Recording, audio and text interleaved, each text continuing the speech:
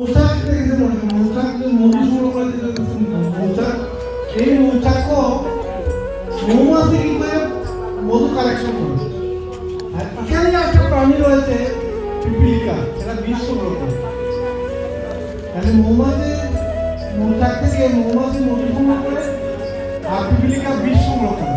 আমরা আসলে বাঙালিরা আমরা আসলে আমাদের নিজস্ব সংস্কৃতি, আমাদের ধর্মীয় অনুশাসন সেটা ভুলে গিয়ে আমরা ওয়েস্টার্ন কালচার মানে মানে অন্যান্য দেশের কালচার এগুলোতে আমরা বেশি অভ্যস্ত।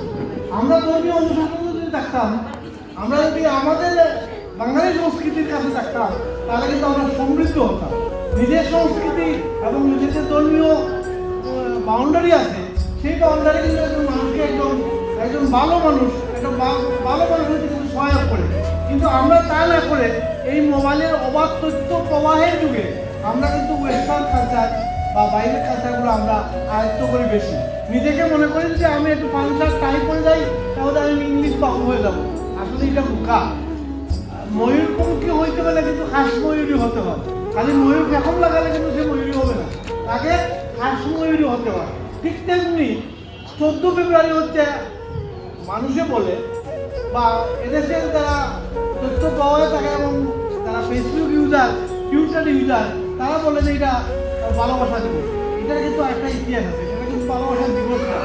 এই দিবসে আমরা যারা এই প্রজন্মে যারা এটাকে টেনে নিয়ে এসেছি, সেটা কিন্তু আরেক জাতের অন্য জাতের কাহিনী। তো আমি সেদিকে আর যাচ্ছি না। আমার কথা হচ্ছে যে আমি পালাটা গ্রহণ করবো সমাজ থেকে। আমার ধর্ম, আমি হিন্দু হলে হিন্দুত্ব সেখানে যাবো, খ্রিস্টান হলে তার পালাটা নিব, মুসলমান হলে তো আমি তার পালাটাই যাবো।